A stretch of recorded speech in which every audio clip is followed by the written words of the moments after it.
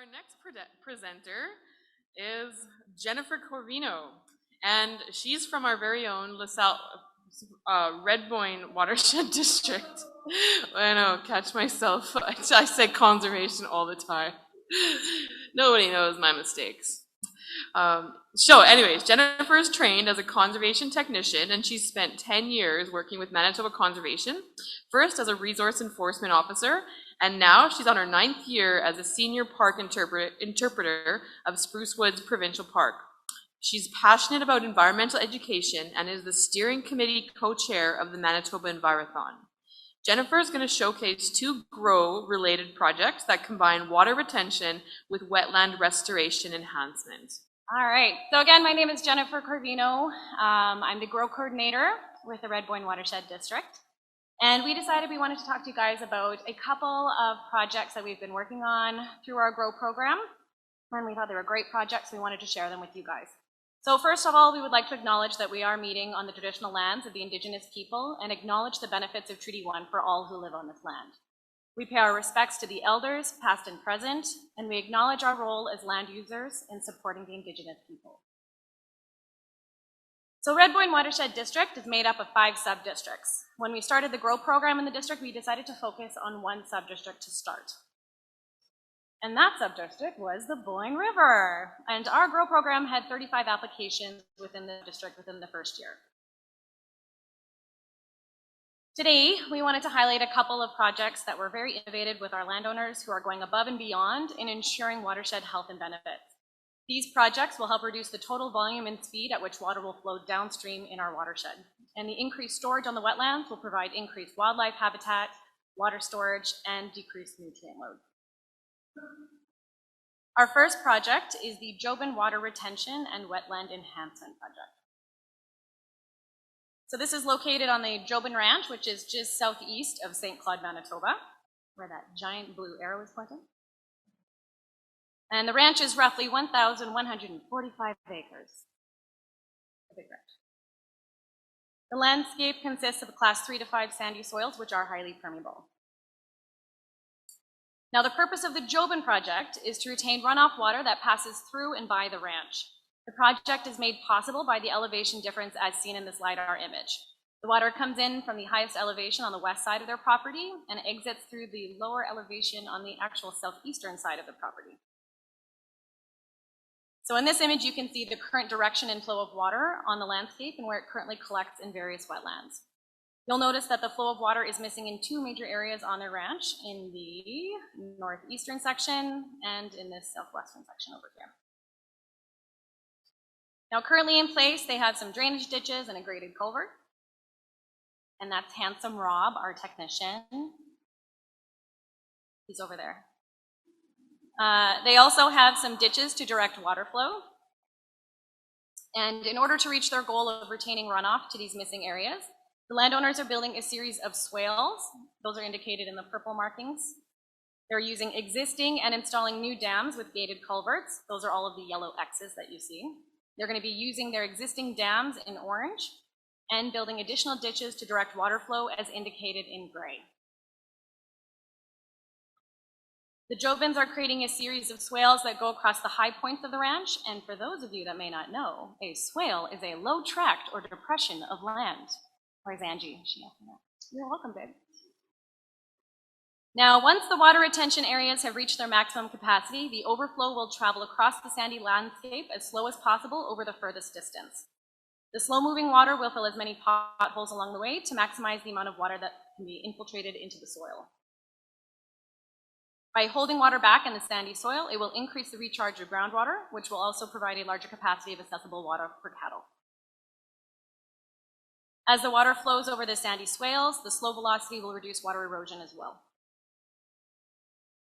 Now later in the season, if there is still water in the retention areas, they can pump water onto these swales at a rate that will infiltrate before it gets to the end of the property. And they plan to use floating 6-inch pumps to move water into some of the retaining areas that are at higher levels and additionally pump onto the swales later in the season.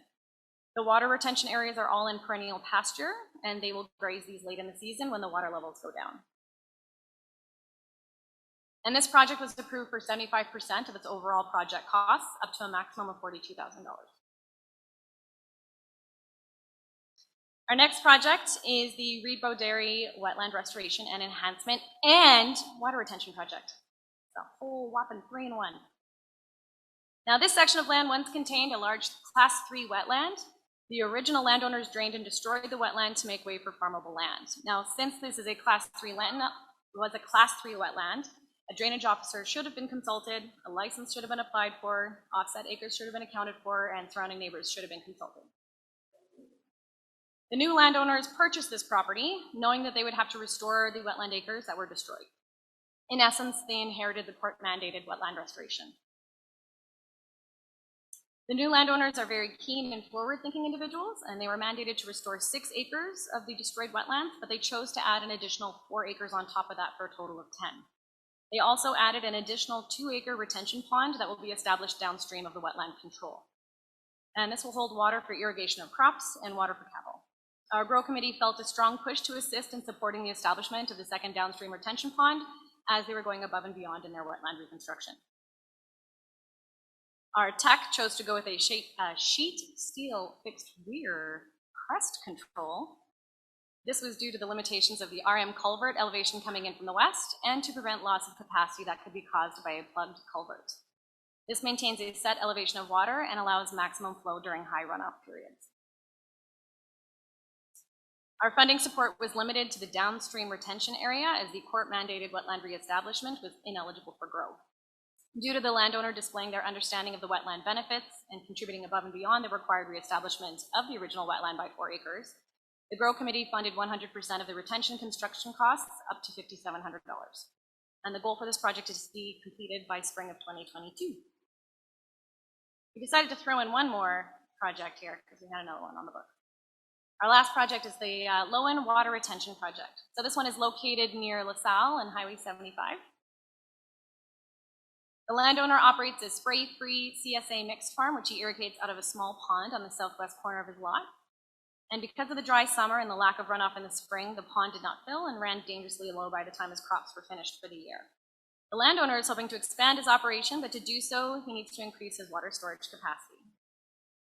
Our technician met with the landowner to look at his site and see what potential there was for a project that would fit his needs and the district's objectives. The site is very flat with a few defined runs, all of which are draining surface water from the north into the ditch, the RM ditch on the south, and from there into the Red River. By excavating a reservoir on one of these runs, we could intercept this runoff before it entered into the RM drain system, and because of the general flatness of the area, we could even divert excess flow from the ditch into the reservoir as well. This would decrease flows downstream, prevent nutrient-rich runoff from entering the Red River, improve groundwater recharge, and provide the landowner with irrigation water for his operation. The earth to be removed during construction had to be disposed of in such a way as to prevent redirecting water away from the reservoir. So this was solved by moving the material 300 meters west to build a large pad for the landowner. Rock armor in the existing swale will prevent erosion caused by inflows from the RM ditch, while also providing a low-level crossing for the landowner. This project will turn a perennial wet spot, the Class 1 wetland, into a benefit for the landowner while also reducing downstream flood peaks during high runoff events. The landowner will be purchasing irrigation equipment to more efficiently use the retained water, the water level in the reservoir below full supply, the capacity available in subsequent runoff events. So, do you have any questions? We have 3 people here for you, myself, Rob, the wonderful technician, and Justin, the manager here. Yes, wave, stand up, bow. Yeah. All right. Hey, there we go. Thank you, Jennifer. So why don't we open the floor to questions for Jennifer and Rob and Justin. So if you have any. Just Jennifer and Rob. Okay. No Justin. Let's take that out. So 3 really great retention, wetland restoration projects, really great initiatives that I'm seeing with Grow. Got to be something somebody wants. There we go, right up here in the middle. Thank you. Great.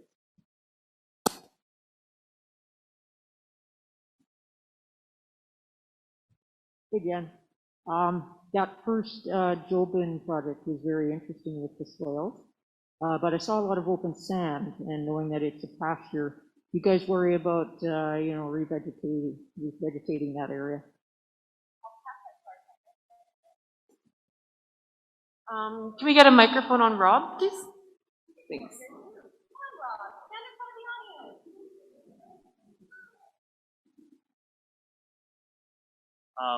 Yeah, revegetation is definitely a concern. The swales, once they're excavated, will be seeded down to a native prairie mix, and that'll be armored if necessary, depending on the time of year that we get it completed, so that we won't have to worry too much about any erosion happening there.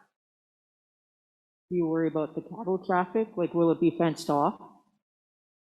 Initially, they will be fenced off. The swales do run through his pasture system, though, so there isn't a lot of it. There isn't a lot of elevation change for us to worry about. The swales are very shallow. We're not too worried about the cattle pocking them out too much. Okay, thank you. Yep. Thanks, Rob. Thanks, May. Anything else that you're curious about the Redboine Watershed District? What booth, do you guys have a booth here? You know, booth number 6. So if you do, you can go visit the Redboine Watershed District at booth 6 in the trade show. And till 4:30 today, a little quick stop today, or tomorrow till 5. Thanks, Jennifer. Thanks, Rob.